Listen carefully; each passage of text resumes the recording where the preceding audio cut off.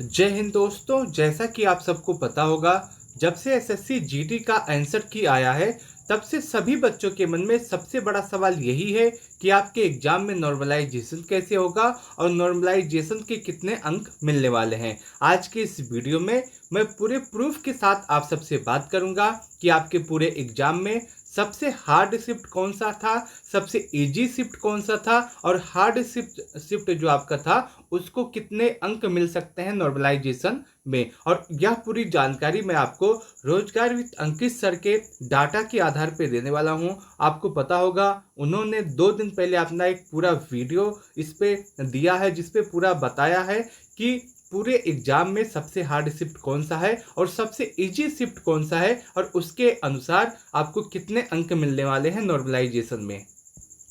दोस्तों, यह जो डाटा है ये लगभग 1 लाख बच्चों का डाटा है और इसके अनुसार मैं आपको बताने वाला हूं। आप यकीन मान के चलिएगा, जो इसमें बताया जाएगा वही आपका सही साबित होने वाला है। अंकित सर के अनुसार जो सबसे हार्ड शिफ्ट है वो 20 फरवरी 2024 की फर्स्ट शिफ्ट है, जिसमें बच्चों का एवरेज स्कोर 89.56 आ रहा है और इस शिफ्ट में नॉर्मलाइजेशन में आपको 29.15 नंबर का फायदा मिलने वाला है। उसके बाद सेकंड जो आप सबसे हार्ड शिफ्ट है वो आपका 20 फरवरी 2024 का थर्ड शिफ्ट है, जिसमें बच्चों का एवरेज स्कोर 93.06 है और उसके साथ साथ इस शिफ्ट को 25.65 अंक का नॉर्मलाइजेशन में फायदा मिलने वाला है। अब दो बातें सबसे पहले यहाँ से निकल के आती है, क्या 25 या फिर 29 या फिर 30 नंबर का नॉर्मलाइजेशन होगा आपके एग्जाम में। यहाँ पे जो बताया गया है कि नॉर्मलाइजेशन आपका 29 का होगा, 25 का होगा, क्या इतना ज़्यादा नॉर्मलाइजेशन होता है आपके एसएससी जीडी एग्जाम में? तो मैं आपको बता दूं, हाँ, आपकी जो पिछली वाली वैकेंसी थी एसएससी जीडी की, उसमें भी देखा गया था कि जो सबसे हार्ड शिफ्ट वाला बच्चा है उसे भी 23 से लेकर के 25 नंबर तक का नॉर्मलाइजेशन मिला था। यहाँ तक कि किसी किसी बच्चों को 26 नंबर तक का नॉर्मलाइजेशन मिला था और उन बच्चों का स्कोर उसके बाद बहुत ही ज़्यादा हो गया था। तो आपका जो एग्जाम है एसएससी जीडी का, उसमें पिछली बार देखा गया है कि नॉर्मलाइजेशन होता है और नॉर्मलाइजेशन अच्छे लेवल का होता है, लेकिन 29, 30 नंबर तक का नॉर्मलाइजेशन नहीं देखा गया है आपके पिछले वाले एग्जाम में। तो आप यह मान के चलिएगा कि यदि आपका एग्जाम हार्ड शिफ्ट में है, सबसे ज़्यादा हार्ड शिफ्ट में है, तब भी आपको उस शिफ्ट में 25 से 26 नंबर का नॉर्मलाइजेशन देखने के लिए मिल सकता है। तो आपका यदि स्कोर कम है और आपका एग्जाम हार्ड शिफ्ट में हुआ है तो आप परेशान ना हो, आपको नॉर्मलाइजेशन में इसका फायदा मिलेगा। उसके बाद आपका जो तीसरा सबसे ज़्यादा हार्ड शिफ्ट है वो आपका 21 फरवरी 2024 का सेकेंड शिफ्ट है, जिसमें बच्चों के एवरेज स्कोर 93.92 बन रहे हैं और इसके साथ साथ इसमें नॉर्मलाइजेशन आपको 24.79 अंक का मिलने वाला है। उसके बाद चौथी जो सबसे ज़्यादा हार्ड शिफ्ट है वो भी आपकी 21 फरवरी 2024 की फर्स्ट शिफ्ट है, जिसमें बच्चों का एवरेज स्कोर 94.47 बन रहा है और इस एग्जाम में भी आपको 24.24 नंबर का नॉर्मलाइजेशन मिल सकता है। उसके बाद आपका आता है 22 फरवरी 2024 का सेकंड शिफ्ट। इसमें बच्चों का एवरेज स्कोर 94.49 है और इस शिफ्ट में भी आपको 24.22 नंबर का नॉर्मलाइजेशन देखने के लिए मिल जाएगा। ये आपकी जो शिफ्ट है ये अभी तक की सबसे ज़्यादा हार्ड शिफ्ट है। जो डाटा प्राप्त हुआ है उसके अनुसार अभी तक की ये सभी शिफ्ट सबसे ज़्यादा हार्ड शिफ्ट मानी गई है। और उसके साथ साथ आप अपना स्कोर यहाँ पे देख सकते हैं कि आपके अनुसार आपका जो पूरा एग्जाम है, आपका एग्जाम किस शिफ्ट में हुआ था और उस शिफ्ट में आपको कितने नंबर का नॉर्मलाइजेशन देखने के लिए मिलेगा। सभी कुछ बताना पॉसिबल नहीं है, इसीलिए आप सभी लोग यहाँ से अपने शिफ्ट को देख सकते हैं और उसके अनुसार आप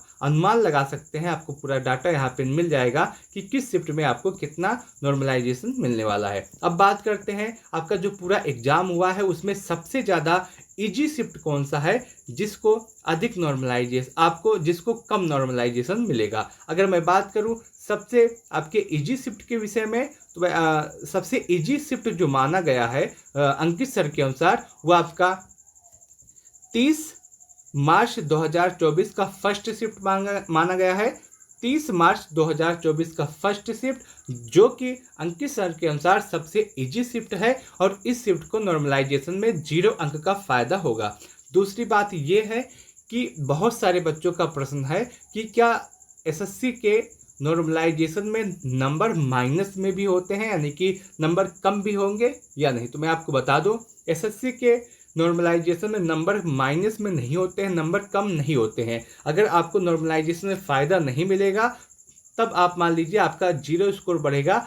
और वैसे यही देखा गया है कि कोई भी एग्जाम हो एसएससी का, अगर उसमें नॉर्मलाइजेशन होता है तो बच्चों के अंक बढ़ते हैं, कम नहीं होते हैं। तो आप सभी लोग परेशान न हो, आपका अंक कम नहीं होगा, बढ़ेगा, इसके अलावा कोई भी नुकसान नहीं होगा। तो जो सबसे आपकी इजी शिफ्ट है 30 मार्च 2024 की फर्स्ट शिफ्ट, उसमें आपका जो बच्चों का एवरेज स्कोर है वो 118.71 है और इस शिफ्ट में नॉर्मलाइजेशन में फ़ायदा नहीं होगा, 0 अंक का फ़ायदा होगा। लेकिन मैं आपको कहता हूँ इस शिफ्ट वाले बच्चों को भी 1 से 2 अंक का फ़ायदा होने वाला है। उसके बाद सेकेंड जो सबसे इजी शिफ्ट है वो आपकी 28 फरवरी 2024 की फर्स्ट शिफ्ट है। इसमें बच्चों का एवरेज स्कोर 114.16 है और इस शिफ्ट को नॉर्मलाइजेशन में 4.55 अंक का फायदा होने वाला है। उसके बाद तीसरी जो आपकी सबसे इजी शिफ्ट है ये आपकी 29 फरवरी 2024 की थर्ड शिफ्ट है। इसमें बच्चों का एवरेज स्कोर 113.56 बन रहा है और इस शिफ्ट में नॉर्मलाइजेशन में 5.15 अंक का फायदा होने वाला है। उसके बाद आपकी चौथी जो सबसे इजी शिफ्ट है वो आपकी 23 फरवरी की थर्ड शिफ्ट है और इसमें बच्चों का एवरेज स्कोर 113.34 बन रहा है और इस शिफ्ट में नॉर्मलाइजेशन में 5.37 अंक का फायदा होने वाला है। उसके बाद 28 फरवरी 2024 की चौथी शिफ्ट है जिसमें बच्चों का एवरेज स्कोर 113.16 है और इस शिफ्ट में नॉर्मलाइजेशन में 5.55 अंक का फायदा होगा। देखिए ये आपका पूरा इजी शिफ्ट मैंने आपको बता दिया और उसके साथ साथ हार्ड शिफ्ट मैंने आपको बता दिया। अब आपके कुछ सवाल आपके मन में होंगे, अब उस सवालों पे बात कर लेते हैं। सबसे पहला बात कि आपके एग्जाम में जो नॉर्मलाइजेशन होगा वो कितने अंक का होगा, क्या सच में 29 या 30 अंक का नॉर्मलाइजेशन होगा या नहीं। तो मैं आपको बता दूं, मैंने आपको बताया भी है, अब भी बता देता हूं कि एसएससी का जो एग्ज़ाम होता है उसमें नॉर्मलाइजेशन, पिछली बार एसएससी जीडी का जो एग्ज़ाम हुआ था उसमें भी जो नॉर्मलाइजेशन हुआ था उसमें किसी किसी शिफ्ट में 23 अंक का फ़ायदा, किसी किसी शिफ्ट में 25 अंक का फ़ायदा और यहाँ तक कि भी देखा गया था कि एक शिफ्ट में 26 अंक भी बड़े थे बच्चों के। तो आप सभी लोग जान लीजिए कि एसएससी जीडी में जो नॉर्मलाइजेशन होता है वो अच्छे लेवल का होता है, आराम से 25 से 26 अंक बढ़ सकते हैं यदि आपका एग्जाम हार्ड शिफ्ट में रहा हो तो।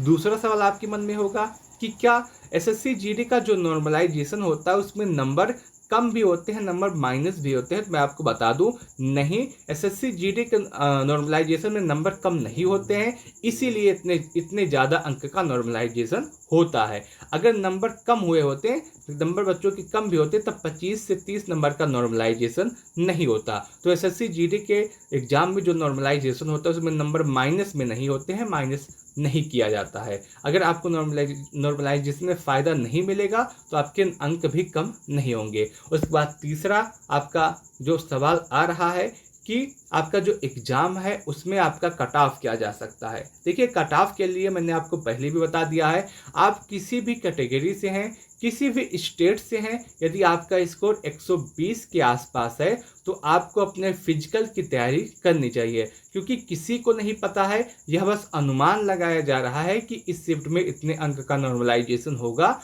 तो आप सभी लोग यदि आपका एग्जाम हार्ड शिफ्ट में है या किसी भी शिफ्ट में है, यदि आपका स्कोर 120 के आसपास है तो आपको 100% अपने फिजिकल की तैयारी करनी चाहिए, क्योंकि कोई भी नहीं बता सकता कि आपको नॉर्मलाइजेशन में कितना अंक का फ़ायदा हो। यदि आप मान के चल रहे हैं कि आपका स्कोर 118 है, आपको फिजिकल के लिए नहीं बुलाया जाएगा और इसी में आपके एग्जाम में 22 नंबर का नॉर्मलाइजेशन हो जाता है और आपका स्कोर उस दशा में 140 के आसपास हो जाएगा और आपको इतने नंबर पर आपका फाइनल सिलेक्शन भी हो सकता है। इसीलिए यदि आपका स्कोर 120 है, आप किसी भी कैटेगरी से हैं, किसी भी स्टेट से हैं, आपको अपने फिजिकल की तैयारी अवश्य करनी चाहिए। मैं उम्मीद करता हूं कि आपको यह पूरा वीडियो अच्छा लगा होगा, पूरी जानकारी अच्छी लगी होगी। यदि आपको वीडियो अच्छा लगा हो तो आप सभी लोग इस वीडियो को लाइक कर सकते हैं।